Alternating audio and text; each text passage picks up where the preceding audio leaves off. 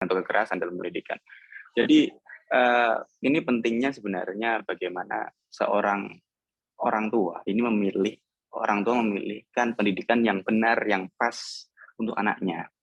Jangan sampai ketika di situ ternyata ada pemaksaan-pemaksaan, ada hal-hal yang tidak sesuai. Contoh misalkan kayak tadi pemaksaan penggunaan jilbab itu. Saya sebagai orang Islam tentunya kita tahu tadi aurat tadi, akan tapi menurut saya pribadi lebih baik kita coba saya tanyakan jenengan. Ya, lebih baik mana, walaupun ini sebenarnya tidak sama-sama baiknya, lebih baik mana orang perempuan menutup auratnya, akan tetapi tidak menjaga lidahnya dan haliyahnya, dengan orang yang tidak menutup auratnya dengan sempurna, akan tapi orang itu bisa menjaga attitude-nya dengan baik. Ini bukan pilihan yang mudah, karena sama-sama ada plus minusnya. Akan tapi bagaimana makanya ketika orang itu berhijab, berjilbab, bagaimana dia juga menghijabkan hatinya dan juga seluruh tubuhnya. Mohon maaf, dulu saya pernah sekolah di SMA negeri. Dulu itu di SMA negeri 1 Kendal, teman saya yang pakai hijab hitungan jari lah. Tapi mereka taat beribadah semua. Dan ya walaupun namanya anak-anak ya ada yang plus minus ya. Intinya ketika di situ di kebijakan di SMA, ketika zuhur kecuali yang mens dianjurkan untuk berjamaah zuhur. Bahkan yang kelas 3 itu mereka rata-rata tobatnya Masya Allah ya, bahkan duhanan juga itu. Yang notabene SMA negeri. Sekarang ya banyak sekali waktu kemarin saya reunian, bahkan beberapa waktu yang lalu ada acara dengan alumni. Saya lihat lebih banyak yang berhijab dibandingkan yang tidak. Itu SMA negeri 1 Kendal ya, notabene favorit di Kendal. Saya tidak mengkomparkan dengan sekolah yang lain, saya menceritakan alma mater saya dulu saja. Akan tetapi, mohon maaf dengan segala hormat, sering saya lihat di jalan di beberapa pinggiran, ya orang pacaran itu malu, ya dibully. Ya sekarang zaman sekarang yang tidak punya pacar yang dibully. Dan sing pacaran itu orangnya kudungan. Jajal coba. Mereka dengan entengnya pegangan tangan, berpelukan atau hal-hal yang tidak layak kita sebut di sini. Tapi dengan pakaian hijabnya. Dan bahkan hijab ini kemudian dijadikan sebuah trendsetter tertentu yang makanya mungkin banyak mbak-mbak di sini yang harus pakai brand A, brand B, brand Z untuk meningkatkan kepedeannya. Padahal esensi dari berjilbab tidak seberapa mahal jilbab Anda, tidak seberapa mahal kerudung Anda, kan bagaimana ketika jenengan sudah berjilbab, bagaimana Anda juga menghijabkan hati, perilaku, dan attitude Anda. Ini yang perlu digarisbawahi. Jangan sampai tadi, coba anak kecil sekarang, bahkan SD aja sudah pakai jilbab. Karena ternyata, ya diakui tidak, dengan memakai hijab, jenengan tidak perlu menata rambut, menyisir rambut, dan sebagainya. Tidak perlu. Dan kenapa, mungkin kenapa orang bertanya, Gus, kenapa sih pakai peci terus? Selain memang karena peci ini identitas orang Islam Indonesia, ada satu dawuh juga dari Yai Hatib, pengasuh dari Pondok Pesantren Pondok Pesantren Mus Sarang, itu mengatakan pecinya julali Kang gitu. Kemanapun pecinya, dan memang saya semenjak mondok di Al-Anwar Sarang itu, saya tidak pernah, alhamdulillah, sebisa mungkin saya pakai peci. Bahkan kuliah S2 pun saya pakai peci. Ya. Kalaupun boleh pakai sarung, mungkin saya pakai sarung gitu. Nah tadi selain untuk ciri khas Muslim Indonesia, ini juga menjadi benteng kita yang laki-laki ya. Ini kalau menurut sudut pandang saya secara laki-laki, sudut pandang menjadi benteng kita agar kita, aku mau peci ini, melakukan ini pantas ora, gitu loh. Masuk pecinan pacaran, misalkan seperti itu. Masuk pecinan nyolong, gitu. Masuk pecinan gelendengi wong. Nah, tapi juga ya tadi dengan pecinan saya tidak perlu menyisir rambut yang terlalu rapi, pakai pomade dan sebagainya misalkan. Ya, kayak teman-teman yang cowok-cowok itu sampai ada jalan tumone, tidak perlu, cukup pakai bangun tidur, wudu, pakai peci selesai, gitu loh. Nah, sama juga dengan mbak yang tadi, tidak perlu kayak dikepang, dikuncir, dipakai baju, cukup pakai kerudung selesai. Gitu. Nah, kaitan pemaksaan ini kita kaitnya dengan makanya tadi saya bilang perlunya orang tua itu mencari pendidikan yang benar. Saya ini based on true story cerita, ada salah satu saudara saya di Batang. Ya bukan saudara asli sebenarnya, sudah seperti saudara gitu. ketika memilihkan pendidikan untuk anaknya, TK kalau tidak salah, TK atau PAUD, dia bertanya ke sekolahnya itu karena sekolahnya sekolah Islam yang cukup bonafit lah. Di Semarang juga ada, hampir tiap kota ada sekolahnya. Ya, inisial depannya A, gitu ya. Sekolah yang cukup terkenal, ya, inisial depannya A. Kemudian orang ini bertanya kepada pengelola sekolah itu, ketika anak saya sekolah di sini, liburnya apakah cuma hari besar Islam saja atau liburnya seperti libur nasional? Pihak sekolah mengatakan karena ini sekolah Islam, kita liburnya hari Islam saja. Loh, padahal kita hidup di Indonesia tuh enak apple loh. Natal prei, Waisak prei, Nyepi prei, dan sebagainya. Nah, itu cuma libur hari peringatan hari besar Islam saja. Kemudian ditanya lagi, terus kemudian apakah ketika hari libur non-Muslim tadi, anak saya kalau tidak masuk bagaimana? Silahkan, tapi dari pengelola sekolahnya cukup bijak. Boleh tidak masuk, tapi tetap izin. Nah, terus bertanya lagi, ini doanya pakai apa? Doa iftitahnya, apakah pakai Allahu Akbar kabir atau yang lainnya? Terus kemudian ketika sholat subuh, apakah diajarkan menggunakan kunut atau tidak? Ini sedetail itu. Jangan sampai makanya di pendidikan dasar ini orang salah memilih. Mohon maaf, di sini NU semua atau tidak? Saya mencontohkan yang NU saja karena kadang ya aneh, lucu gitu ketika misalkan seorang tokoh NU ternyata anaknya sekolah di sekolah Islam yang non NU. Ini menjadi masalah polemik juga, dan bahkan bekerjanya kadang di rumah sakit atau sekolah yang non NU juga, ya perang batin pasti. Nah, tapi bagaimana pentingnya memilih yang sesuai dengan kita walaupun tidak sesaklek itu. Nah, kalau itu sudah benar pemilihan tempat tempat pendidikannya benar, insya Allah tidak akan terjadi pemaksaan-pemaksaan itu. Misalkan di situ tahu di sekolah itu wajib pakai hijab, tentunya ini tidak akan menjadi polemik ketika anak yang tidak pakai hijab kemudian harus pakai hijab. Terus kemudian masalah misalkan tadi masalah bullying, masalah kekerasan, ini memang PR di semua elemen, di semua unit pendidikan yang sebenarnya tidak baik. Budaya senioritas, ya, yang kecenderungan ini adalah budaya apa ya, balas dendam kalau saya lihat. Ya, contoh misalkan di pramuka misalkan, atau di ospek, atau di mos. Alhamdulillah mos sekarang di sekolah sudah tidak diadakan ya. Ospek pun juga sudah tidak sekeras dulu gitu. Ini sebenarnya biasanya ini akan menjadi warisan balas dendam. Ketika misalkan seorang mahasiswa baru di ospek yang sedemikian rupa, dia pasti akan diatnya timbul. Titening kona aku jadi panitia ospek. Nah, ini tidak sehat. Makanya bagaimana budaya senioritas ini harus kita kikis. Kalau contoh, kita yang di pesantren pernah nyantri, santri baru pasti digojlok, dibully segala macam. Yang tujuannya untuk sebenarnya menguatkan mental anak itu. Makanya kalau orang yang pernah mondok dan orang-orang sebelum era sekarang yang menyoroti bullying itu mengatakan biasa, ngetes mental. Tapi ini akan menjadi masalah ketika seorang santri baru yang notabene orang tuanya tidak pernah mondok. Ini akan menjadi masalah dan sangat rawan sekali timbul polemik. Kalau menurut saya sekedar bullying, ya bukan berarti meremehkan bullying sebenarnya. Karena hate speech itu juga termasuk. Kayak kita memanggil tidak menggunakan nama asalnya, kemudian bermacam-macam. Maksud saya ketika orang tujuannya sekedar untuk memberikan menguatkan mentalnya, jangan sampai menjurus ke fisik, hate speech maupun yang menjurus kekerasan ya. Sebenarnya sah-sah saja, tapi bukan berarti saya membela bullying di sini, karena memang kita harus memerangi bullying ini. Terlepas tadi yang sudah biasa, wajar. Tapi kalau tidak kita mulai dari sekarang, tadi kita harus makanya berdamai dengan dendam masa lalu. Misalkan dulu jenengan korban ospek, jangan sampai ketika menjadi panitia ospek, aku harus melakukan hal yang sama dan bahkan lebih berat daripada yang saya lakukan. Diterima saya dulu.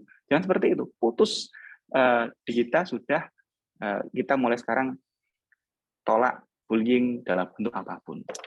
Nah, kalau itu sudah ada, kesenioritasan ini tidak menjadikan sebuah budaya balas dendam tadi dari bullying, dari senioritas, insya Allah pendidikan akan berjalan dengan baik dan benar. Karena dalam taklim dikatakan bagaimana seorang yang lebih muda harus menghormati yang tua juga harus mengayomi yang muda. Seorang guru harus bisa menjadi contoh yang baik untuk muridnya. Seorang murid juga harus menghormati gurunya tanpa mengkultuskan yang berlebihan. Seperti itu mungkin.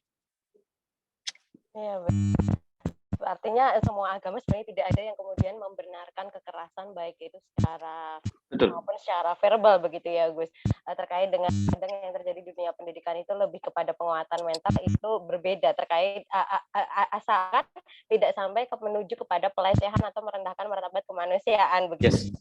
Intinya adalah seperti itu. Nah, Gus, kemudian sebenarnya kita juga mungkin teman-teman sedikit bertanya-tanya nih. Pentingnya kemudian menghadapi era sekarang terkait dengan kemajuan teknologi, kemudian kenapa sih perlu beragama secara moderat, itu kira-kira gimana, Gus?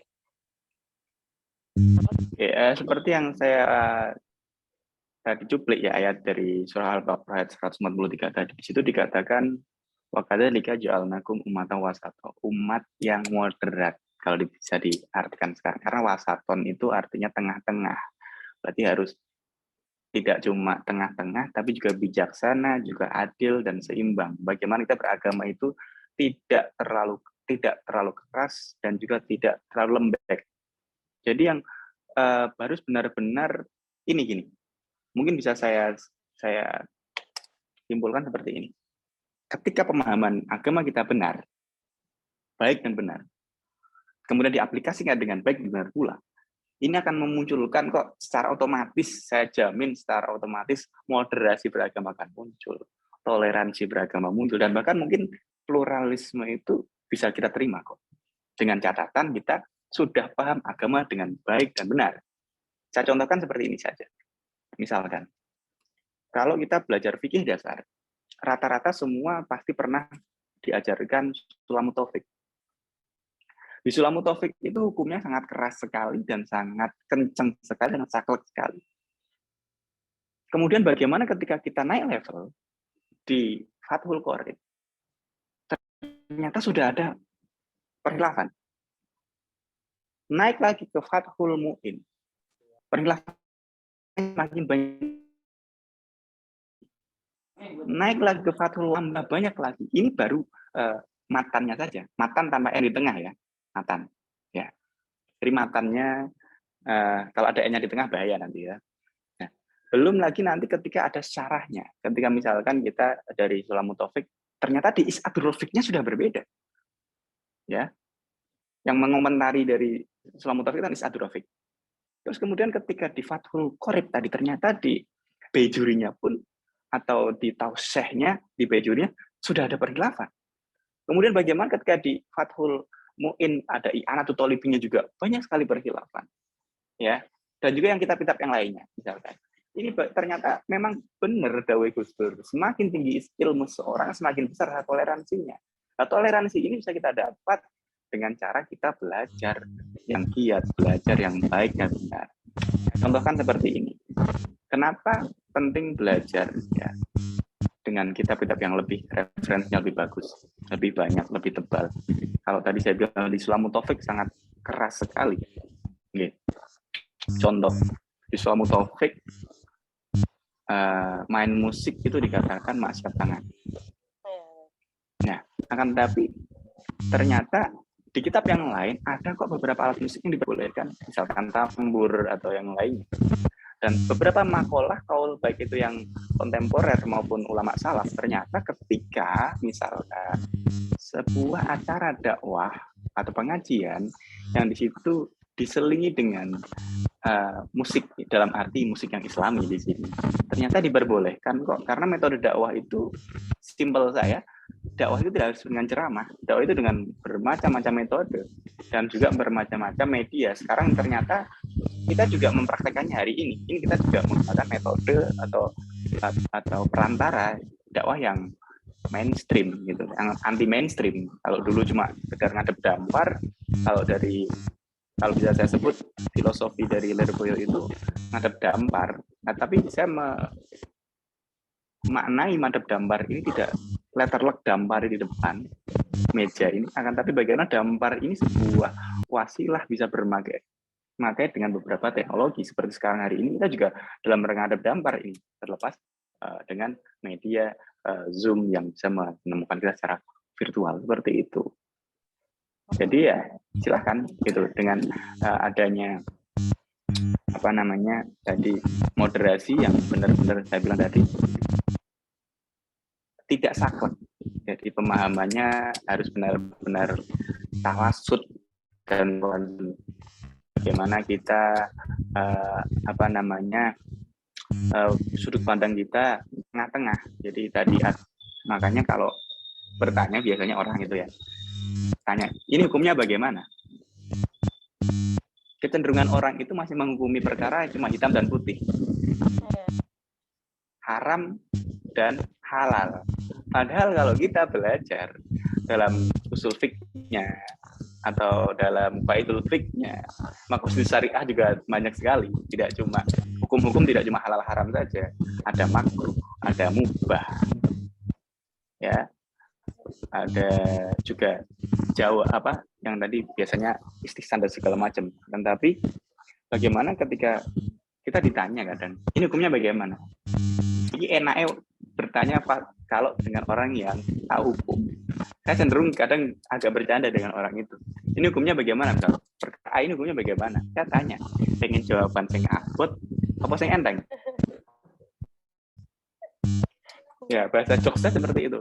Pengen sing hukum sing abot apa sing enteng. Nah, sing abot juga kalau sing iki, sing enteng kalau iki, tapi rata-rata semua pengen yang ringan-ringan saja. Ini bedanya basul masail di pesantren dengan basul masail di rumah nanti. Teman-teman di pesantren bagaimana yang paling kenceng, paling kuat itu yang menang. Tapi ketika di masyarakat taruhlah basul ranting ya, atau mungkin PAC atau cabang wilayah bahkan di PB itu cenderung mohon maaf. Makanya banyak kalangan pesantren mengatakan NU sekarang itu lembek. NU dulu, NU Mbah Hasim, makanya ada beberapa tokoh yang mengatakan aku melu NU Mbah Hasim, ora NU wong saiki, makanya muncul yang garis lucu, garis keras ya, kalau lucu itu saya suka itu ya. Jadi terlalu saklek. Akan tapi seperti ini NU sekarang ini justru melihatnya bagaimana ketawasutan ini, tawazun ini, bagaimana Indonesia yang multikultural ini, bagaimana kita lebih meneduhkan, tidak menimbulkan kekacauan, bagaimana yang hijab, yang lebih ke, kalau saya sering menyebut itu, orang sekarang itu sudah jengah dengan halal haram, akan tapi orang sekarang membutuhkan solusi yang bisa diterapkan. Jadi kadang sudah tahu hukumnya haram aja dilakukan.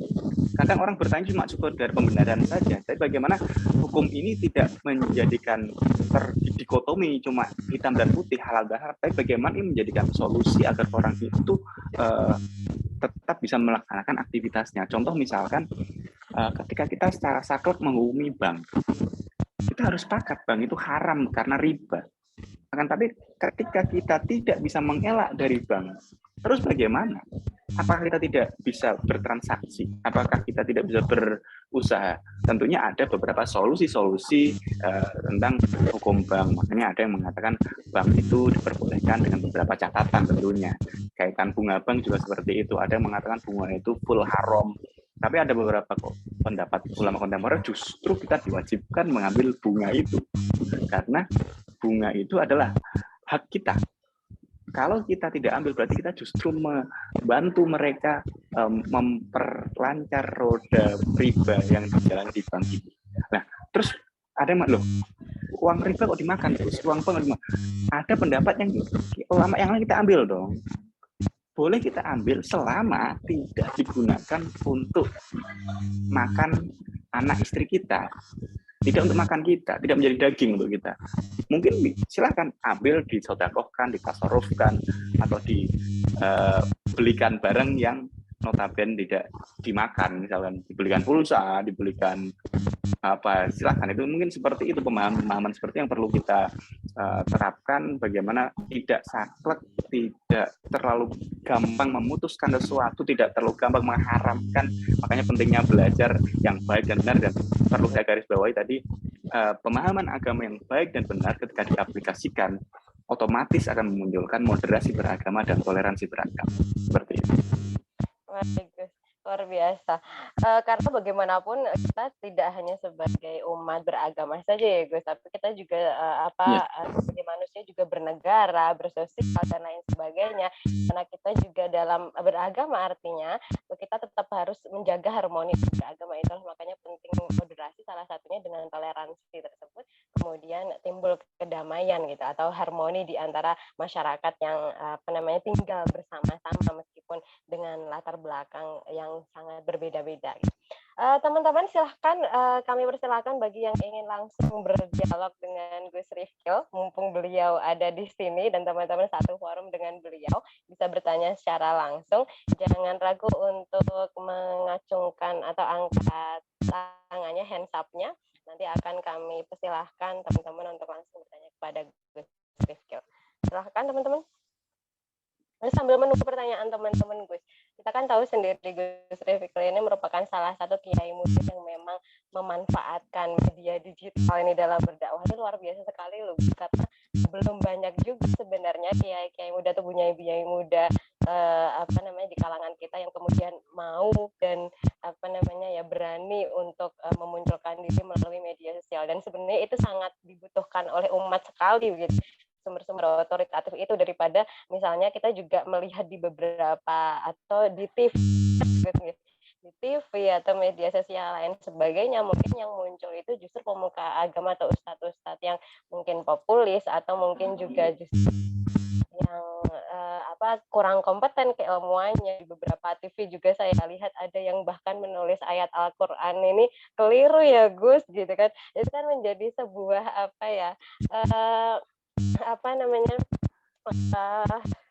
tantangan tersendiri juga akhirnya. Makanya tadi sebagaimana kita semua ini ternyata juga berkah juga bagi kalangan pesantren juga untuk akhirnya mau muncul di media digital. Nah, Gus Rifkil sendiri berarti selama ini begitu pemanfaatan media digital untuk dakwah ini kira-kira bagaimana Gus, supaya menjadi masukan juga bagi teman-teman yang ingin dakwah melalui media digital?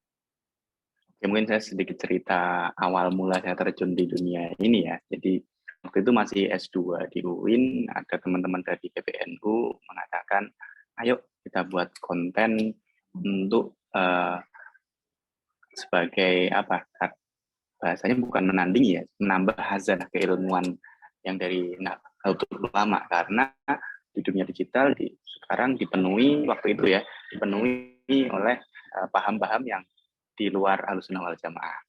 Banyak ustadz-ustadz yang nggak jelas yang berfatwa, anak-anak muda juga menjadikan idola mereka. Banyak ustadz-ustadz yang ya seperti itulah, dengan atau ustadzah yang tidak jelas itu. Nah, waktu itu saya mengatakan, jangan saya dong, masih banyak kok dari ulama-ulama kita yang sepuh-sepuh, yang alim-alim, yang memang berkompeten dalam bidangnya. Saya ini siapa sih? Saya cuma santri, saya seperti itu, dengan konsep tentunya sebagai santri harus tawaduk, filosofi padi tetap kita pegang. Akan tapi kemudian saya juga dipus terus, kemudian saya masih bisa ngelak. Waktu itu saya ngeles, saya mau fokus tesis itu nih, gitu saya bilang. Setelah tesis saya selesai, ternyata ya namanya juga anak muda ya, mensyukuri nikmatnya dengan mengupload di sosial media. Tiba-tiba saya upload foto wisuda saya, lalu ditagih lah oleh mereka. Ayo, sudah wisuda ini, berarti udah bebannya udah hilang tesisnya, nggak ada alasan kamu untuk nolak. Saya bilang lagi akhirnya, oke deh, nggak bisa nolak, tapi saya bilang, saya ini santri, saya harus minta ridho kiai saya. Waktu saya bilang, nanti saya soal Mbah Maimun dulu, kalau memang diizinkan oleh beliau, saya akan buat, kalau tidak, saya tidak akan buat. Jadi suatu ketika saya pernah, kebetulan ada acara ngaji di Lamongan, saya menyempatkan juga, karena satu perjalanan gitu, sowan ke Mbah Maimun. Waktu itu saya matur ke beliau tentang hal ini, terus beliau mengatakan dengan bahasa beliau apik digawe gitu. Bagus, silahkan dibuat gitu. Dan akhirnya saya juga meminta izin orang tua saya tentunya, karena selain doa guru juga doa orang tua ini penting utama. Dan waktu itu saya belum pede menggunakan nama sendiri, Waktu itu masih ada channel YouTube buatan teman-teman santri dan teman-teman non santri itu. Ada namanya Kedai Teduh itu. Dinamakan kedai karena menyediakan apa yang diminta, teduh karena dari akronim tekone pituduh waktu itu. Ada beberapa konten yang sempat kita produksi tapi akhirnya sudah tidak diproduksi lagi karena orangnya sudah berpisah-pisah, santrinya sudah mukim di rumah, teman-temannya itu juga banyak kesibukan karena konsepnya dari kafe ke kafe ngajinya waktu itu. Dan konten pertama kita soalkan ke Gusmus. Kenapa ke Gusmus? Karena menurut kami salah satu kiai yang aktif di sosial media dan menggunakan untuk dakwah adalah Gusmus. Makanya saya juga walaupun ini belum mulai lagi karena banyak kesibukan, saya menyempatkan tiap seminggu sekali menulis di sosial media saya kutip kitab berawal dari terinspirasi dari Dawe Gusmus yang Jumat Call itu. Ya, jadi saya menulis Arabnya apa, nanti Indonesianya apa, dan saya sediakan referensinya halamannya berapa. Tujuan saya apa? Agar teman-teman ini, ayo kita buka kitab lagi dengan kutip kitab, mengutip kitab. Cuma karena beberapa hal ini belum sempat memulai lagi kutip kitabnya. Jadi untuk teman-teman pastinya seperti ini. Filosofi padi santri itu pasti. Jadi bagaimana kita tawadhu, semakin berisi, semakin menunduk filosofi padi. Ini santri. Yang ini tidak dipunyai oleh pendakwah non santri. Ya, yang mereka mohon maaf cuma hafal satu ayat, mereka langsung cuap-cuap kemana-mana.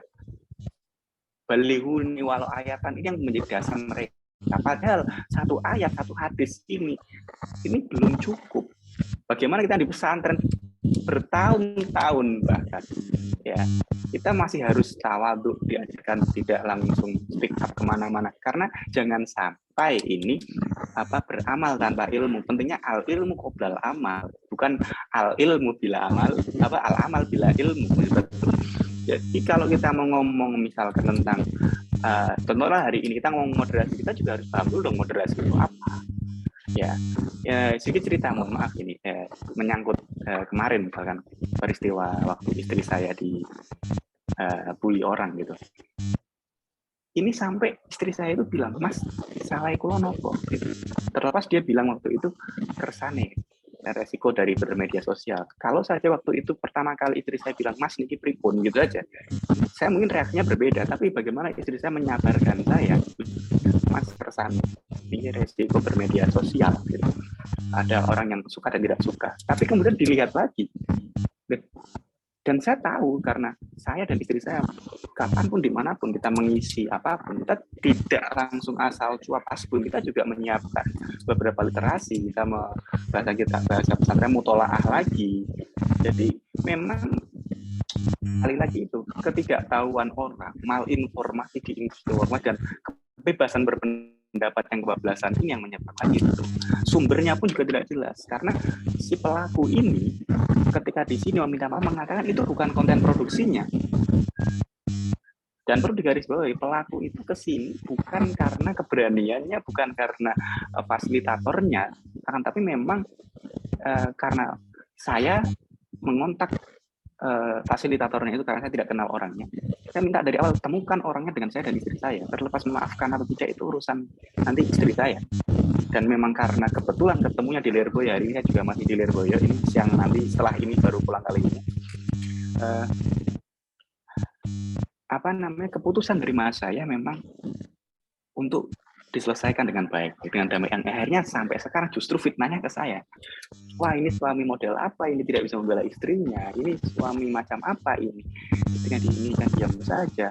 Suaminya dapat amplop berapa ini? Dapat amplop berapa? Ini fitnah yang luar biasa karena sekali lagi kebebasan berpendapat yang kebablasan ini yang meresahkan kita.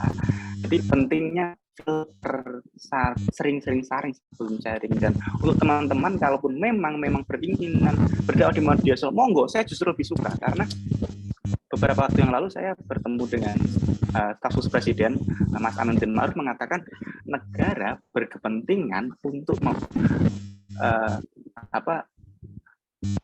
bahasanya sangat menganjurkan dan berkata adanya dakwah keislaman yang tawasud, yang tawazun, yang moderat, yang rahmatan lil alamin. Dan itu cuma bisa didapat dari orang-orang NU. Makanya kalau saya, semakin banyak teman-teman kita yang muda-muda ini dengan sangat keilmuan yang jelas, merambah di dunia dakwah digital, monggo, saya semakin senang. Karena kalau kita mau berjalan cepat, oke, kita bisa berlatih sendiri. Tapi bagaimana kita berjalan hebat, kita bisa berjalan dengan bersama-sama. Bagaimana kita saling support, tidak harus si A terus nih, enggak. Bagaimana kita memunculkan kader-kader baru, karena pemimpin yang hebat itu bukan yang menciptakan banyak pengikut, akan tapi bagaimana pemimpin yang hebat itu menciptakan semakin banyak generasi-generasi penerus untuk meneruskan perjuangan. Jadi pastikan ilmunya benar dulu yang penting. Sanatnya jelas, ilmunya benar, yang didakwahkan bisa dipertanggungjawabkan. Dan kalau dibully di sosial media, jangan kemudian menjadi kecil hati. Selama Anda benar, terus saja. Tapi kalau dibully sekali aja udah letoy, repot. Yang kadang parahnya justru teman sendiri yang bully itu. Misalkan, taruh teman-teman sepondok misalkan, dulu tahu kebiasaannya, dilalah di rumah dia lebih bermanfaat gitu dengan cara. Kadang ketika diunggah di sosmed, temannya sendiri yang bully, alah gayamu ning pondok itu turu misalkan. Soal lima ini akan menjadi masalah kalau dia tidak kuat mental, akhirnya izin aku rak melu meneh seperti itu. Jadi bagaimana mental yang kuat selain memang sangat keilmuan yang jelas, dan tadi kalau jangan mengatakan populis itu, ini juga menarik karena generasi sekarang itu menilai kalau ukur kealiman, kepintaran seorang itu dari banyaknya follower dan subscriber. Padahal follower dan subscriber ini bisa kok dibeli, botnya juga banyak kok. Nah, sedangkan di luaran dunia sosmed, padahal masih banyak orang-orang yang alim dengan keilmuan yang mumpuni, akan tapi belum mendapatkan panggung. Makanya saya dengan teman-teman baik itu di Nuisme, di GMNU maupun di AIS ataupun di platform yang lain, saya menggandeng mencoba memunculkan tokoh-tokoh baru yang muda, yang berkompeten untuk semakin banyak memenuhi konten-konten keislaman ini dengan konten-konten yang tentunya rahmatan lil alamin, yang moderat, yang tawasud dan tawazun yang sesuai dengan paham Ahlussunnah wal Jamaah, seperti itu. Wah, kisah yang menarik sekali, Gus. Artinya bahwa memang dari segi dari pendakwah kita sendiri itu juga kalau mau hadir di media digital itu juga harus dengan mental yang kuat, tapi juga kita mungkin teman-teman yang lain yang kita berada di lingkungan dakwah tapi bukan menjadi pendakwah, itu juga penting sekali bagi kita untuk ini Gus, melakukan penguatan gitu atau mendukung teman-teman kita yang melakukan dakwah. Saling support. Apalagi dengan komentar, paling tidak memberikan komentar yang cukup support begitu di media digitalnya begitu, atau paling tidak menahan diri untuk tidak mengomen yang tidak gitu ya Gus di media digital pendakwah, itu sangat penting sekali. Nah, ini sebenarnya menjadi pelajaran juga nih bagi teman-teman kita semua gitu, bagaimana kemudian kita generasi muda juga mencobalah menahan diri ketika berada di media digital, perlihatkan diri kita itu santun gitu, sebagaimana agama kita juga mengajarkan kita itu santun. Apalagi tahun ini ya Gus, ramai sekali bahwa netizen Indonesia dinyatakan sebagai netizen yang tidak sopan begitu kan, menjadi Gus, bukan sendiri bagi masyarakat Indonesia, karena sebenarnya masyarakat Indonesia ini kan terkenal menjadi masyarakat yang paling ramah gitu, dikenal sebagai yang paling toleran walaupun mayoritasnya beragama Islam begitu kan. Tapi kok ketika hadir di media digital, netizen menjadi netizen yang paling tidak sopan. Artinya karakter masyarakat Indonesia, karakter Muslim Indonesia ini juga sudah mulai luntur nih Gus, gara-gara media sosial atau media digital gitu. Baik, sekarang sudah ada salah satu penanya yang raise hand, ada Mas Mustafirin. Silakan Mas Mustafirin, bisa di-unmute untuk menyampaikan pertanyaan kepada Gus Refikra secara langsung. Assalamualaikum warahmatullahi wabarakatuh. Waalaikumsalam warahmatullahi wabarakatuh. Ngapunten sampun, maaf punya Gus. Izin bertanya, izin menanyakan, bahwasannya di zaman ini kan banyak masyarakat itu bertanya tentang suatu hukum, suatu peristiwa, kejadian, fenomena itu dikaitkan dengan hukum Islam yang dijelaskan Gus tadi itu banyak hukum, bukan hanya wajib. Nah, itu yang saya tanyakan. Ini kan berbarengan, ini kan bersama dengan bulan-bulan Maulid. Bulan Maulid. Nah, bulan Maulid identik itu diadakannya Maulidan, sholawatan, Maulidan gitu, untuk menyambut kelahiran Nabi Muhammad. Gitu. Banyak yang bertanya, apa sih hukumnya mengadakan Maulid itu? Semuanya ada hukumnya gitu. Dan apakah Rasul itu pernah memerintahkan? Kan banyak ya yang kebanyakan pertanyaan kayak gitu. Nah, kalau pandangan Gus niku bagaimana tentang pertanyaan? Baik, kamu akhirin pertanyaan ini apa namanya mungkin memang masih sangat menggelitik, walaupun sekali sebenarnya juga sudah apa namanya bergulir di tengah masyarakat kita, apalagi mungkin tambahan ya Gus ya, kebanyakan itu atau beberapa yang terjadi itu juga antara adalah dengan tuduh ada bid'ah gitu, atau khawatir ada musyrik, atau bahkan mempertentangkan antara agama dengan budaya misalnya. Itu sebagai beberapa budaya di apa namanya ya, praktek keberagaman kita yang berbasiskan kearifan lokal itu juga menjadi apa ya, dihujat begitu, atau dianggap sebagai bid'ah atau hal yang tidak sesuai dengan ketentuan syariat. Bagus terus. Oke, sering saya sampaikan ya, bahwasanya dulu selagi cuma ada NU dan Muhammadiyah, Indonesia itu damai-damai saja. Paling bulian cuma antara taraweh 8 dan 20 dan subuh kunut dan tidak kunut dan tahlil dengan tidak tahlil. Nah, tapi kesini dengan banyaknya Islam yang tidak jelas, saya bilang gitu aja ya, saya tidak mau menyebut merek gitu. Ini semakin gaduh dengan tadi apa ya?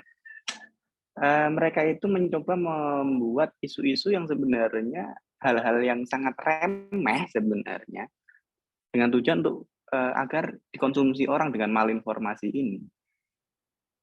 Contoh misalkan saya pernah waktu itu disuruh mengkomentari, sebenarnya saya agak males gitu untuk counter, karena pasti jatuhnya kalau di sosial media ya seperti itu gitu. Orang tidak paham, lebih enak ketemu langsung gitu. Waktu itu saya pernah disuruh komentari tentang ada video tentang tumpeng. Ya. Seorang ustadz itu mengatakan tumpeng itu adalah Illuminati. Karena tasyabuh dengan orang yang menyebut Illuminati. Terus kemudian saya waktu itu mengatakan, apakah semua yang itu simbol-simbol itu menjadikan sebuah sembahan? Kalau memang tumpeng dikatakan Illuminati, berarti underwear jenengan pun Illuminati. Ya, jenengan juga penyembah Illuminati dong. Ya kan? Terus kemudian misalkan seseorang memakai simbol-simbol tertentu, apakah orang itu menjadi penyembahnya? Misalkan saya pakai kaos bola Manchester United yang itu ada setan merahnya, apakah saya pengabdi setan? Kan tidak. Teman-teman yang kemarin misalkan baru saja ada musibah di Malang yang gambarnya singa, apakah mereka penyembah singa? Kan tidak. Yang gambarnya buaya dan ikan, apakah mereka penyembah buaya dan ikan? Kan tidak. PSIS Semarang gambarnya Tugu Muda, apakah mereka pengabdi Tugu Muda? Kan tidak. Itu sekedar simbol-simbol saja. Nah, kembali ke masalah Maulid ini. Jadi dulu tidak pernah ada ini, tapi sekarang ketika geng-geng sebelah atau Islam nggak jelas ini semakin banyak, ini akhirnya banyak hal-hal yang sederhana dibuat dibesar-besarkan. Nah, jadi gini, kalau kita memperingati Maulid, ya memang Nabi tidak memerintahkan secara langsung. Logikanya seperti ini. Misalkan Mas siapa tadi? Mustakbirin. Ketika jenengan menjadi tokoh nanti, amin. Ya. Apakah etis ketika jenengan mengatakan, hai pengikutku, hai kaumku, besok ulang tahunku, kamu harus merayakannya. Etis tidak? Tidak etis kan? Tapi bagaimana ketika Rasulullah justru mengajarkannya dengan mempraktekannya? Makanya saya sering mengatakan juga, sejuta ajakan itu akan kalah dengan sekali teladan. Bagaimana kita langsung mencontohkan secara langsung. Kanjeng Nabi mencontohkan secara langsung. Beliau menyukuri, menghormati, merayakan hari kelahirannya tidak setahun sekali. Seminggu sekali. Tiap hari Senin. Makanya ada salah satu hadis, ada Abi Qatadah Al-Ansori, anna Rasulullah sallallahu alaihi wasallam suila an somil itsnin. Dikatakan dari sebuah hadis, Kanjeng Nabi ditanya tentang puasa hari Senin. Nabi menjawab, faqala fi walitu wa fi unzil. Karena di hari Senin itu saya dilahirkan dan di hari Senin itu wahyu turun kepada saya. Jadi dalam rangka meringati hari kelahirannya Kanjeng Nabi berpuasa. Ini yang akhirnya dilakukan beberapa orang Jawa. Orang Jawa tidak cuma harinya, tapi wetonnya juga. Misalkan nggak saya ragu, wetonnya legi, kalau di Kalungu dikatakan manis, serbu manis gitu. Itu bisa orang Jawa dulu memperingatinya dengan berpuasa di hari kelahiran. Akulturasi budayanya Islam dengan Jawa seperti itu. Nah, terus kemudian keutamaan memperingati hari lahir Kanjeng Nabi ini dirasakan oleh Abu Lahab. Abu Lahab ini pamannya Kanjeng Nabi, akan tapi tidak iman. Tapi ketika Nabi lahir, wujud rasa syukurnya, Abu Lahab ini memerdekakan seorang budak. Dulu masih ada budak. Oleh karena Abu Lahab memerdekakan seorang budak, nanti di akhirat, tiap hari Senin, siksaan untuk Abu Lahab itu diliburkan. Ya, seperti itu. Jadi keutamaan memperingati hari lahir Kanjeng Nabi Muhammad SAW. Dan ini juga menjadikan sebuah rasa syukur kita bahwasanya Nabi itu kan rahmatan lil alamin. Ya, Nabi itu diutus untuk wa ma arsalnaka illa rahmatan lil alamin. Jadi memperingati lahirnya beliau kita perlu untuk mengagungkannya dengan membaca sholawat. Karena di Qur'annya innallaha wa malaikatahu yusholluna 'alan nabiyyi ya ayyuhalladzina amanu shollu 'alaihi wa sallimu taslima. Ini sering saya sampaikan. Kalau menurut saya, beliau mengatakan seperti ini. Terlepas makna sholawat dalam innallaha wa malaikatahu yusholluna 'alan nabiyyi ini berbeda-beda. Ada penghormatan, ada doa. Tapi ketika letter luck sholawat, apakah pernah ada redaksi memerintahkan dan situ Allah melakukannya? Perintah, contoh perintah sholat. Apakah Allah juga sholat? Tidak. Perintah puasa, apakah Allah juga berpuasa? Tidak. Atau ajaran atau agama atau perintah yang lain. Tapi innallaha wa malaikatahu yusholluna 'alan nabi. Ya ayyuhalladzina amanu shollu wa sallimu taslima. Yusholluna di sini terlepas sholat maknanya berbeda-beda, saya bilang. Ada yang mengatakan doa, yang mengatakan benar-benar sholat, ada yang mengatakan penghormatan. Tapi dalam redaksi itu tuliskan. Lah makanya ini kan kemudian muncul siiran yang terkenal jenengan kalau sholawatan, sholawat ayo sholawat wong Gusti Allah wae sholawat. Maaf ya sholawat itu ya. Ya, Allah saja, malaikat saja, kenapa kita yang umatnya Nabi tidak mau bersolawat? Nah, ada lagi makalah mengatakan seperti ini. Man aktsara syai'an aktsara dzikr. Seseorang yang menyukai suatu perkara, orang tersebut akan sering-sering menyebut perkara tersebut. Contoh misalkan seorang laki-laki yang suka klub bola misalkan, dia akan mengeluh klub bolanya. Ya, yang ceritakan itu mulu. Atau mbak-mbak misalnya yang demam K-pop atau apa, itu selalu yang disebut diceritakan itu terus. Nah, ini bagaimana kita sebagai umat Rasulullah, apalagi dikatakan man sholla alayya, ya, barang siapa bersolawat 1 kali untukku maka akan dibalas dengan bi asyrati kali 10 kali lipatnya Muhammad sallallahu alaihi wasallam. Enak mana jenengan di medsos lagi mention nge-tag orang, di reply, di retweet, di repost senengnya pol. Itu cuma 1 dibalas 1, apalagi nanti kalau ibaratnya retweetnya, repostnya dibalas 10 kali. Saya balas ibaratnya seperti itu aja. Jadi sekali kita Allahumma sholli ala sayyidina Muhammad dibalas 10 kali pahalanya. Lah sholawat mana yang paling afdol? Silahkan, karena semua orang itu punya sholat favoritnya masing-masing dan semua sholat pasti punya keunggulan masing-masing. Sama halnya dengan Asmaul Husna.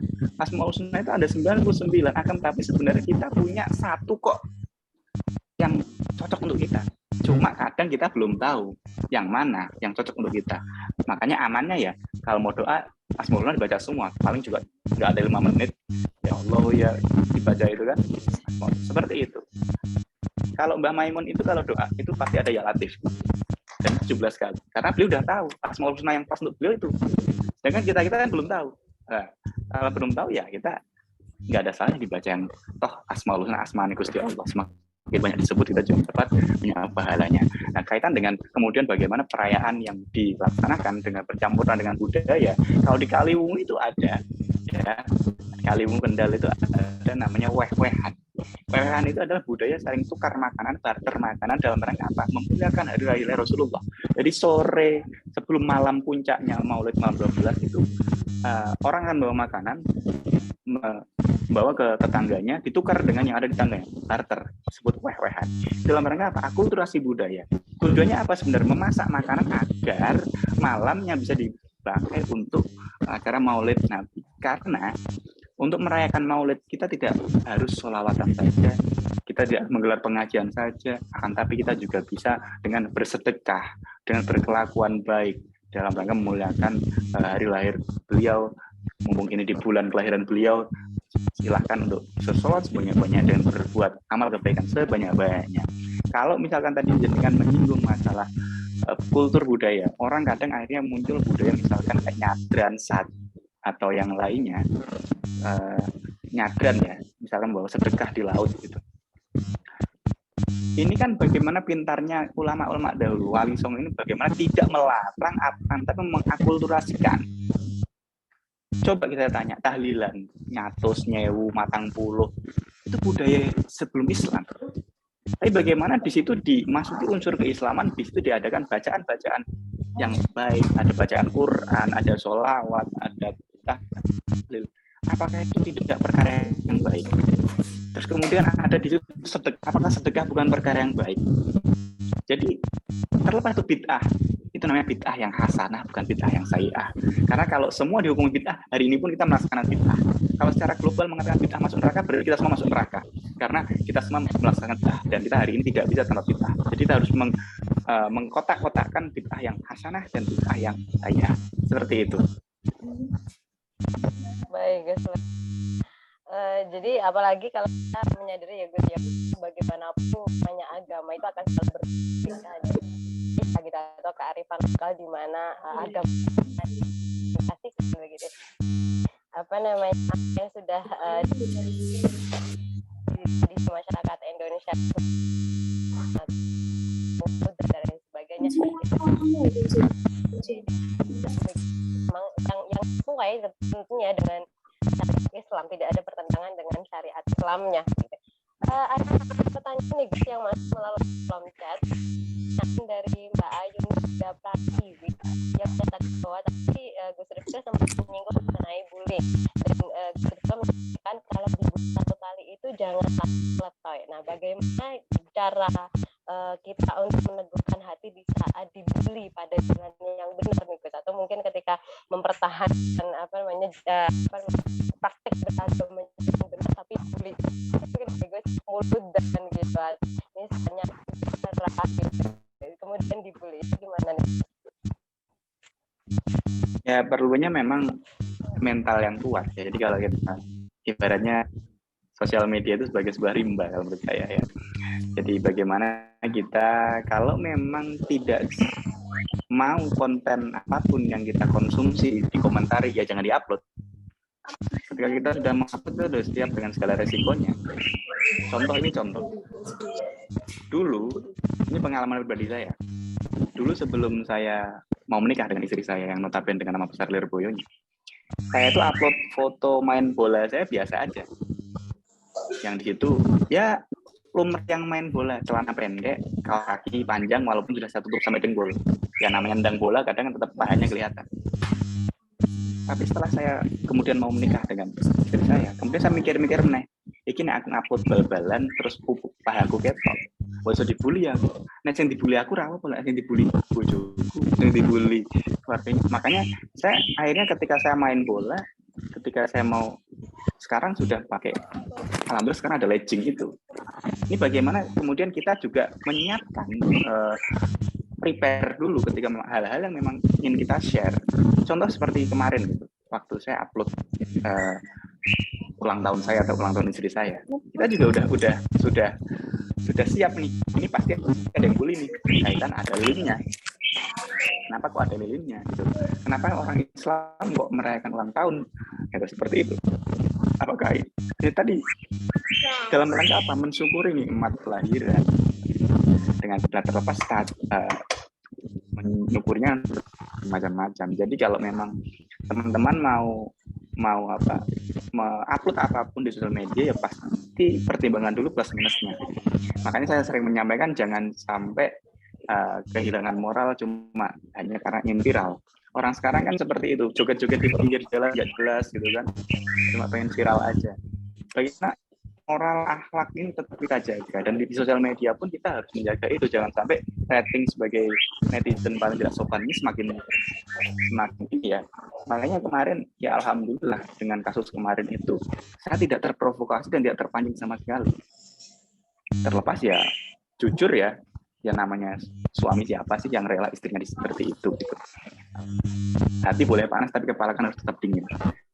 Ya seperti itu, karena kemarin juga ditunggangi beberapa oknum dari Kadrun maupun dari Cebong itu yang ikut meramaikan. Jadi ya alhamdulillah gitu. Jadi untuk teman-teman perlunya support system yang baik, support system yang penting untuk misalkan teman kalian mengunggah konten yang berisi ilmu keilmuan. Kalau memang tidak bisa memproduksinya, minimal bantu share lah, atau ketika ya minimal kasih jempol lah atau like lah, atau ketersalingan gitu loh Kak. Coba kita lihat, misalkan jangan lihat saja akun-akun dari Islam yang tidak jelas itu, bagaimana semua komentarnya itu terlepas bot sekali. Tapi sedangkan di kita sendiri kadang justru teman kita sendiri yang membuli, teman kita sendiri yang justru menggembosi. Ini tidak terjadi di sebelah itu, mereka saling support. Nah, di kita belum. Kita itu misalkan ada Kiai A dengan Kiai B, kadang itu musuhan. Yang sangat kita sayangkan. Banyak-banyakan pengikut. Ini kan yang kasihan grassroots bawahnya juga. Makanya kalau saya lebih cenderung dari ketersalingan. Bukan enggak masalah siapa yang di depan, siapa yang lebih sering tampil, tapi bagaimana kita menebarkan konten yang rahmatan lil alamin yang bisa dipertanggungjawabkan. Nah, kaitannya tadi dibully itu resiko bersosial media itu, like and dislike itu resiko, hate speech juga ya tergantung. Jangan gampang lah, kalau nggak suka delete aja komentarnya, seperti itu. Jadi masalah like and dislike itu sebuah keniscayaan. Haters gonna be hate, lovers gonna be love, seperti itu. Very good. Pertanyaan kedua dari Mbak Septiana Dwi Sanya.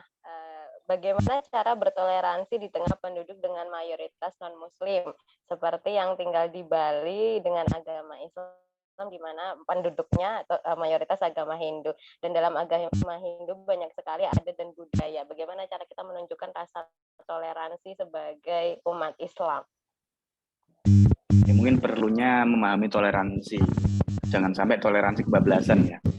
Dan kalau di Bali beberapa kali saya berkesempatan untuk menyapa teman-teman di Bali, di grassroots bawah maupun yang di beberapa instansi gitu. Alhamdulillah, terakhir saya ke Bali Februari kemarin, IPNU, IPPNU, Ansor, Bansernya, semangatnya luar biasa dan semakin banyak. Dan mereka menyebutnya dulu sebelum marak menyebutnya Islam Gusdur. Ya. Jadi akulturasinya sudah berjalan, dan insya Allah selama Islam yang rahmatan lil alamin, dalam hal ini NU, Ahlussunnah wal Jamaah, mereka bisa kok untuk bersinkron. Dan bahkan pernah ada saya bertemu dengan bupati yang itu simpatisan Banser. Ya, dia bahkan juga punya dan masuk ke anggotaan walaupun belum beragama Islam. Dan banyak juga kader-kader rekan-rekan kita IPNU, IPPNU yang orang tuanya masih belum beragama Islam, tapi anaknya sudah masuk agama Islam. Nah, tentunya akulturasi ini akan bisa, toleransi ini akan berjalan dengan baik kalau kita paham, sekali lagi paham agama yang baik dan benar. Dari awal saya bilang seperti itu, dan kita juga paham batasan-batasan toleransi. mohon maaf dengan segala hormat ya. Saya kebablasan. Jadi ada beberapa teman kita ya dengan bangganya memakai peci atau memakai kerudung tapi masuk ke tempat-tempat ibadah non-muslim. Kalau kita dihukum, tadi saya bilang Islam taufik, jelas itu maksiat. Islam taufik, maksiat badan, maksiat tubuh, kita masuk kanisah, gereja. Tapi ini menjadi polemik, kenapa yang di teks-teks kitab salaf yang ada haram masuk gereja? Tidak ada haram masuk wihara, tidak ada haram masuk candi. Kenapa? Kalau orang kemudian mengatakan haram masuk gereja, harusnya masuk candi, masuk pura, masuk wihara juga haram dong.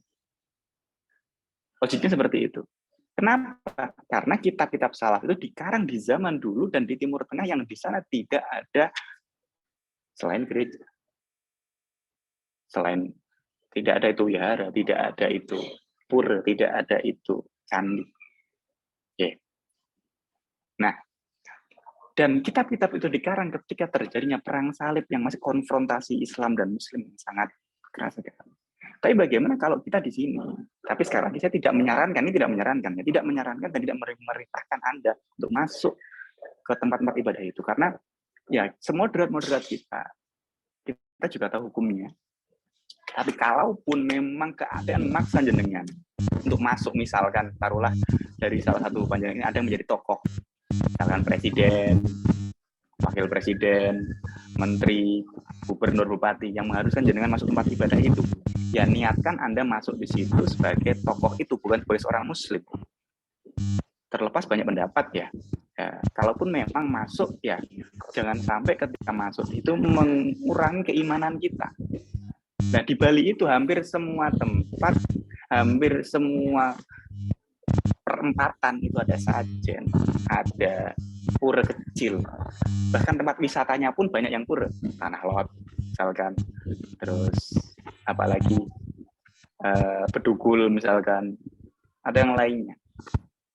Terus kalau awal di saklek misalkan, kita menyi saklek dengan hukum Islam, aduh teko Tanah Lot, pura jenengan ra gelem mlebu ning parkiran tok.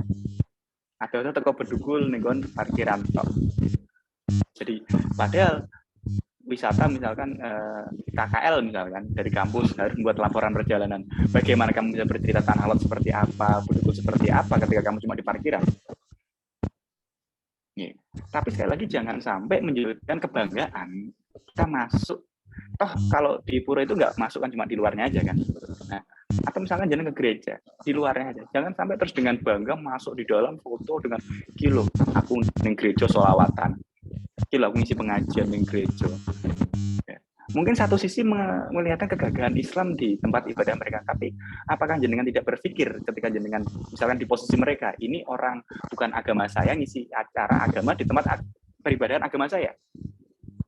Ini makanya saya sebut toleransi kebablasan. Ini menyakiti umat agama yang di situ sebenarnya sedang khusyuk melaksanakan ibadahnya, kemudian datanglah orang yang berbeda agama dikasih panggung menyampaikan agamanya. Kira-kira nak cara sama perasaan ini.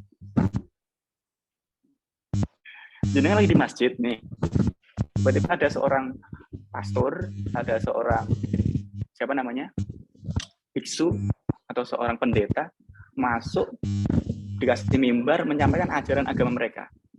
Sebagai seorang muslim, hormati betul.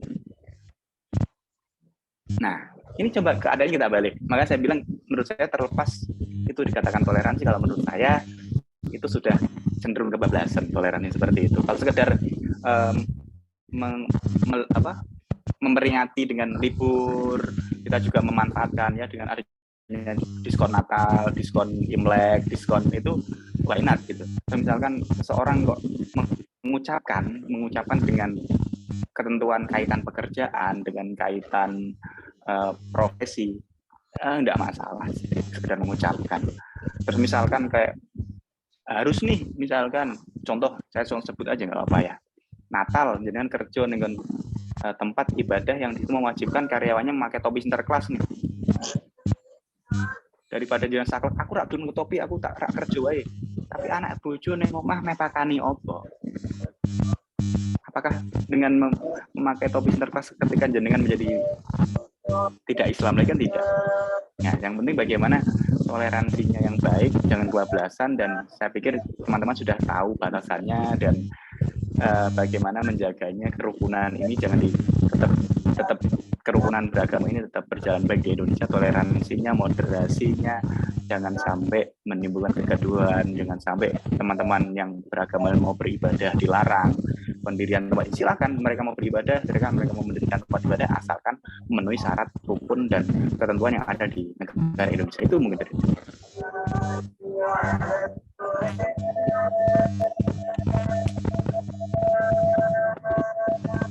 peserta ini ya. Ada pertanyaan di Usunan Ampel Surabaya, Mbak Devi Ayu Nur Fatimah.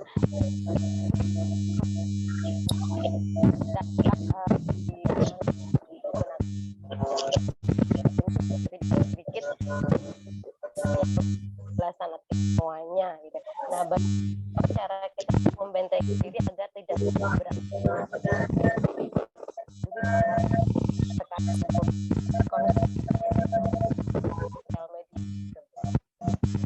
Mohon maaf, bisa diulang, suaranya nggak kedengeran.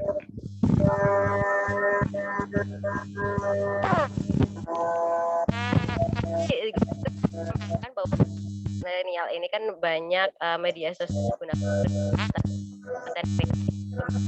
kontennya Mbak Yunus. Nah, begitu cara konsumsi terkait konsumsi informasi dari sosial media ini. Oke, yang terdengar di saya bagaimana membentengi diri dari sosial media. Yang terdengar di saya cuma itu. Yang lainnya kempersek. Mungkin headsetnya bisa dilepas mungkin. Yang terdengar di saya cuma bagaimana membentengi diri di sosial media. Bagaimana caranya supaya tidak merugikan diri sendiri dan orang lain ketika mengkonsumsi konten di media sosial yang konten kreator juga kadang belum jelas sanad keilmuannya gitu. Oke, bagaimana membentengi dirinya tentunya di awal sudah kita bahas bagaimana seorang yang memang berniat untuk berdakwah di sosial media harus benar-benar kompeten, mampu, sanad keilmuannya jelas, kemudian yang disampaikan juga baik dan benar, dan mungkin bisa di cross check dulu ngajinya di mana, kiainya siapa, terus yang disampaikan itu dasarnya dari ilmu apa, maksudnya kitabnya apa, atau Quran atau hadis atau yang lainnya, dan jangan tapi memang fenomenanya seperti itu. Orang sekarang itu melihat kealiman seseorang dari followersnya, dari subscribersnya, padahal tidak menjamin itu. Ya tentunya perlu di pintar-pintar memilah dan memilih, seperti saya bilang tadi awal, pintar-pintar memilah dan memilih ngajinya dengan siapa. Terus kemudian perlu juga di cross check sanad keilmuan dari orang itu, misalkan benar atau tidak, karena sekarang ini terlalu gampang melabeli ustadz, terlalu gampang melabeli gus, terlalu gampang melabeli kiai, ya, yang kadang kemampuannya tidak mumpuni. Kalau kita tahu sebenarnya kayak Gus, Lora, Hanjengan, ataupun sebutan lainnya apa, itu kan sebutan untuk putra kiai. Ya. Lora itu di daerah Madura, Hanjengan di daerah Jawa Barat. Kalau di Jawa Tengah ada yang nyebut Mas, ada yang nyebut Gus. Nah, kemudian kesini ada orang yang sering ngisi pengajian, padahal tidak putra kiai, diundang Gus. Nah, terus kemudian ada lagi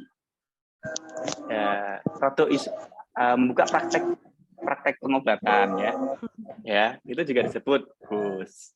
Ya. Nah, terus kemudian yang fatal lagi seperti ini, taruhlah oke lah kita yang dari putra-putra kiai tidak masalah dengan itulah, karena asal memang mumpuni. Misalkan dia tidak putra kiai tapi ketika dia bisa bermanfaat umat, silahkan, sebenarnya nggak masalah dengan label itu kita. Dan bahkan menurut saya label Gus di depan atau Ning itu sebenarnya sebuah sebuah hal yang membutuhkan tanggung jawab. Jangan sampai seorang putra kiai, baik Gus ataupun Ning ini, cuma mengandalkan nama besar orang tuanya saja. Saya berulang kali menyampaikan, bahkan di beberapa teman-teman putra kiai itu saya bilang, sampai ini beruntung, saya bilang, beruntung lahir dari bapak, ibu, kakek, buyut yang punya keturunan yang jelas dan dihormati. Tapi jangan sampai ini menjadikan kamu seenaknya, tidak memperbaiki kualitas diri kamu. Jangan cuma mengandalkan orang tua kamu, kakek kamu, mbah kamu, buyut kamu. Tapi bagaimana seorang pemuda sejati itu harus bisa bilang, ini loh saya. Gitu. Karena in laisal fata yaqulu hadzal abi. Seorang pemuda itu tidak bisa mengatakan ini loh bapak saya, ini kakek saya, itu mbah, enggak, tapi lakinal fata yaqulu ana ini loh saya dengan segala kelebihan dan kekurangan saya gitu. Nah, makanya kayak tadi kemudian yang masalah lagi adalah ustadz atau ustadzah. Ya Allah, ya banyak sekali orang tidak paham agama cuma karena non muslim masuk Islam langsung dilabeli ustadz atau ustadzah. Ada seorang artis yang dulunya seperti itu, terus kemudian mereka menyebutnya berhijrah, dilabeli ustadz atau ustadzah. Ada artis yang biasa saja sebenarnya karena main film religi kemudian mendapat titel ustadz ustadzah. Ini juga masalah. Atau mohon maaf dengan segala hormat, teman-teman yang kuliah di UIN atau Universitas Islam atau institut yang Islam itu jurusannya dakwah, itu juga langsung dilabeli ustadz. Ini juga masalah. Keilmuannya tidak jelas. Bukan berarti saya mengatakan yang tidak mondok tidak baik. Ya, yang penting ngaji. Ngaji itu kan tidak harus mondok kan. Ada santri kalong juga ada kan. Atau nyantri kilat juga sekarang banyak. Maksud saya itu jangan sampai penurunan makna ustadz, ustadzah, Gus, Ning, atau bahkan Habib. Ada beberapa Habib yang justru tidak mau disebut Habib. Taruhlah misalkan Prof. Quraish Shihab. Beliau Habib tapi tidak mau dipanggil Habib. Kita juga punya beberapa teman yang Habib tidak mau dipanggil Habib. Karena merasa apa? Habib itu sebutan untuk orang yang dihormati. Saya belum merasa saya dihormati. Saya belum merasa saya layak untuk mendapatkan predikat itu. Kecuali memang namanya Habib, itu beda lagi ya. Namanya memang Habib ya dipanggil Habib gitu. Tidak perlu misalkan ada orang namanya Habib siapa gitu, walaupun bukan Habib, orang biasa. Iya memang harus dipanggil Habib. Kalau dipanggil selain Habib dia nggak mau orang namanya Habib.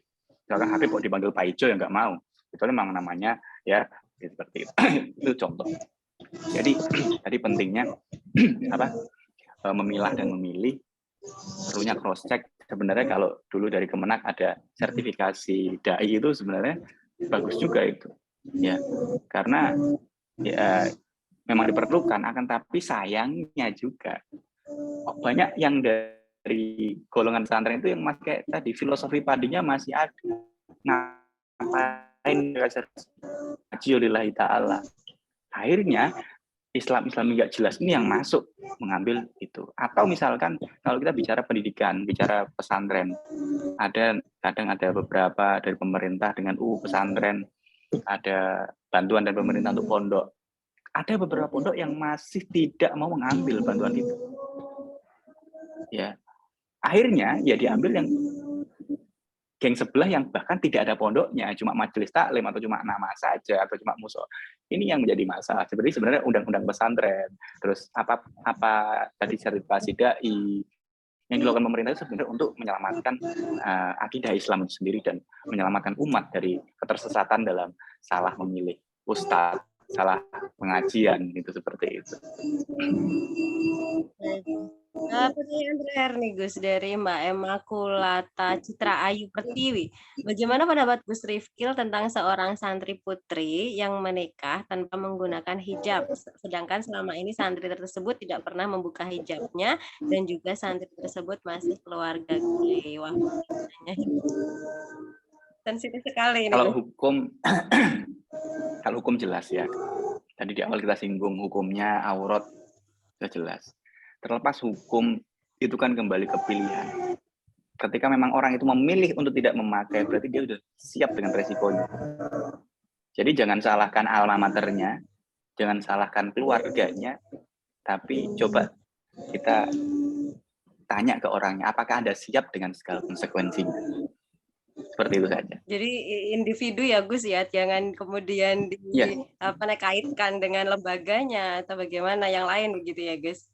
Tanggung jawab individu, baik. Gus, mungkin yang terakhir ini Gus, sekaligus sebelum menutup acara, mungkin pesan dari Gus Rifkil bagi teman-teman kita, apalagi yang generasi muda nih, yang mencoba tadi teman-teman KKN yang menyelenggarakan acara ini kan berusaha untuk melakukan program-program bagaimana moderasi beragama di kalangan masyarakat, dalam arti adalah untuk menjaga harmoni kehidupan kita di negara. Pesan-pesan skill kepada mereka semua, silahkan guys.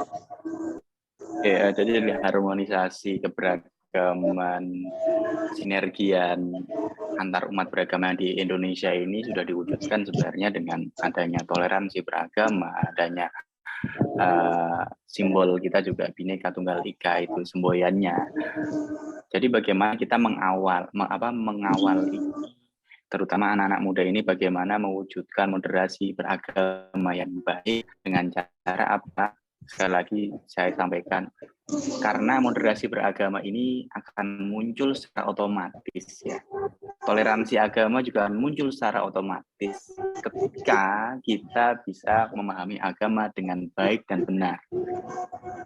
Ya, jadi untuk teman-teman yang menggelorakan semangat moderasi beragama, pastikan Anda memahami agama dengan baik dan benar. Nanti secara otomatis akan muncul moderasi beragama, toleransi beragama, dan tentunya menghormati perbedaan yang ada di Indonesia, berbagai macam kultur, budaya, agama, dan lain sebagainya. Karena memang Indonesia ini ya perlu kita syukuri, perlu kita banggakan dengan keberagamannya, dan sebenarnya di luar sana itu banyak yang iri dengan Indonesia. Maka kita sebagai orang Indonesia, kita harus bangga dengan Indonesia, dengan segala keanekaragamannya, dengan segala kelebihan dan kekurangannya. Ya karena di sini kan, karena kita tidak tahu kita akan mati di mana. Ya, ini tanah air kita, jadi harus jalankan sepenuh raga, sepenuh jiwa, hingga titik darah penghasil. Jadi semangat moderasi ini harus kita tanamkan untuk anak-anak muda, generasi muda masa kini, agar yang beragama yang moderat, beragama yang tengah-tengah, beragama yang bijaksana, beragama yang toleran, beragama yang seimbang, menghormati antar umat beragama yang baik sesuai dengan ajaran agama maupun sesuai dengan undang-undang negara yang berlaku di negara Kesatuan Republik Indonesia ini. Itu mungkin dari saya kurang lebihnya. Kalau ada kesalahan apapun ahwal, maaf yang sebesarnya. Kalau tadi dikatakan dari mana tadi, Peturungan, ya, ini saya kebetulan masih di Lirboyo, bentar lagi mau setelah ini langsung pulang ke Kalimu, dari Lirboyo, Jawa Timur, untuk moderasi beragama bersama KKN Peturungan. Assalamualaikum warahmatullahi wabarakatuh. Waalaikumsalam warahmatullahi wabarakatuh. Terima kasih banyak Gus Rifkil Muslim. Tadi ada beberapa hal yang mungkin saya ingin garis bawahi dari apa yang disampaikan Gus Rifkil yang terakhir tadi, teman-teman. Mungkin adalah literasi keagamaan itu adalah ruh dari moderasi beragama itu.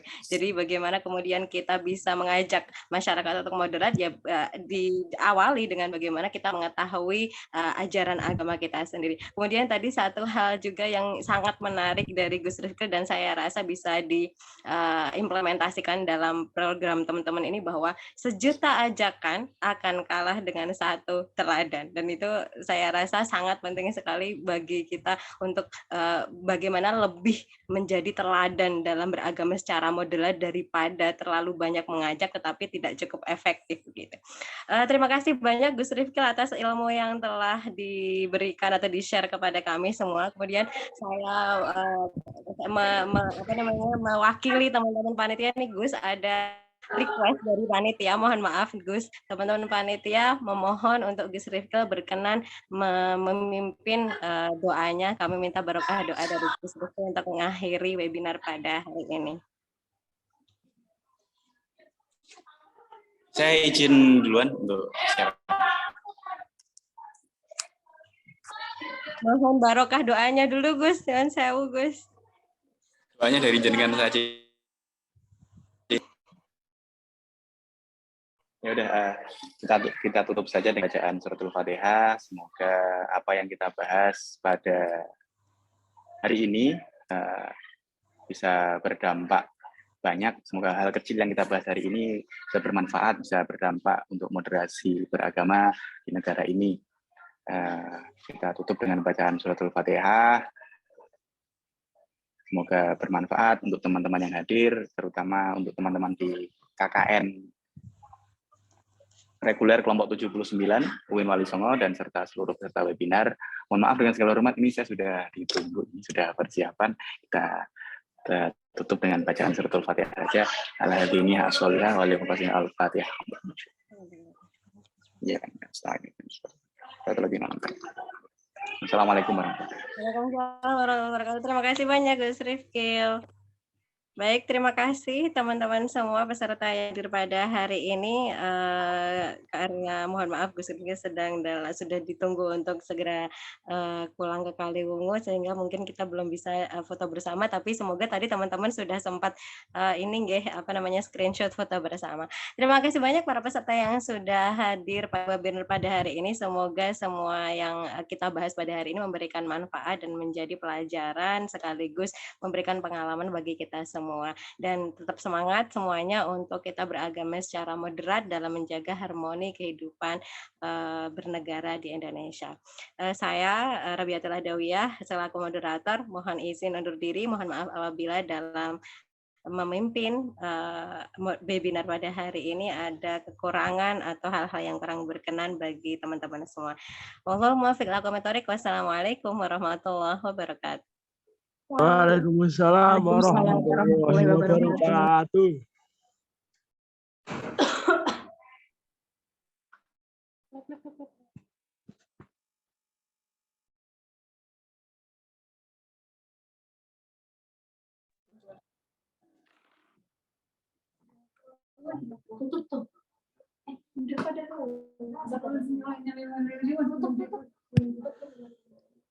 Bisa ketemu tuh.